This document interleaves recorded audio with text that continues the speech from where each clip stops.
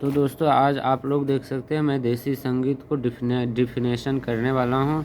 देख सकते हैं देसी संगीत, मार्गी संगीत, आगे है अलिप्त गान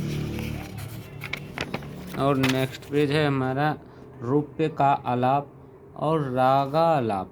इन चारों को मैं आप लोगों को बताने वाला हूँ। तो देसी संगीत, यह देसी संगीत का वर्णन मतंग मुनि द्वारा रचित ग्रंथ बृहदेशी में उपलब्ध अर्थात अबलाबाज गोयल तथा राज अपनी अपनी इच्छा से और अपनी अपनी बोली में जो अनुराग सहित गाते हैं वही देसी संगीत है।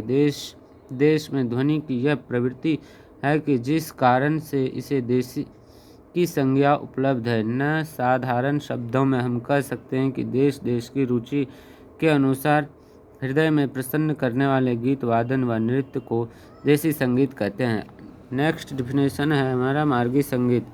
संगीत पंडितों का मानना है जिस संगीत का प्रयोग ब्रह्मा जी के बाद भरत जी ने मार्गी संगीत कहलाया। यह संगीत अत्यंत प्राचीन तथा कठोर सांस्कृतिक व धार्मिक नियमों से जकड़ा हुआ है। वर्तमान समय में इसका प्रचार समाप्त हो गया। भारतीय संगीत में धर्म में संबंधित माना गया। इस विद्या का अंतिम लक्ष्य आत्मानुभूति रहा है। वेदों के साथ साथ संगीत को संबद्ध करके अस्थायी व शाश्वत रूप प्रदान किया गया। यही संगीत मार्गी संगीत कहलाता है। नेक्स्ट है अलिप्त गान। रूप का आलाप के द्वारा अलिप्त गान का स्थान आता है न इसमें राग के सभी नियम व पालन करते थे, तिरोभाव आविर्भाव भी दिखाते थे। आगे है रूप का आलाप। रूप का आलाप विधि द्वारा दूसरा था। इसमें रागा आलाप के सभी लक्षणों का पालन तो होता ही था, किंतु प्रबंध धातुओं के समान रूप का आलाप खंड के पंडित पढ़ते थे, जो रूप का आलाप में नहीं होता था। दूसरे रागालाप में गायक को आलाप के पूर्व उसे राग की व्याख्या करनी पड़ती थी, किंतु रूप का आलाप में ऐसा करने की आवश्यकता नहीं थी, किंतु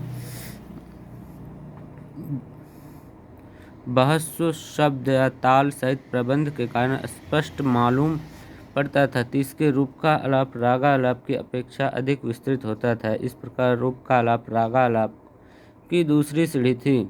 रागा आलाप राग के स्वरों के विस्तार, जिसमें राग के 10 लक्षण ग्रह, अंश, मंद्र, तार, न्यास, उपन्यास, अल्पत्व, बहुत्व, षाडत्व और औडत्व का पालन होता था, राग आलाप कहलाता था। इसमें आलाप के पूर्व गायक राग का पूर्ण परिचय देते थे।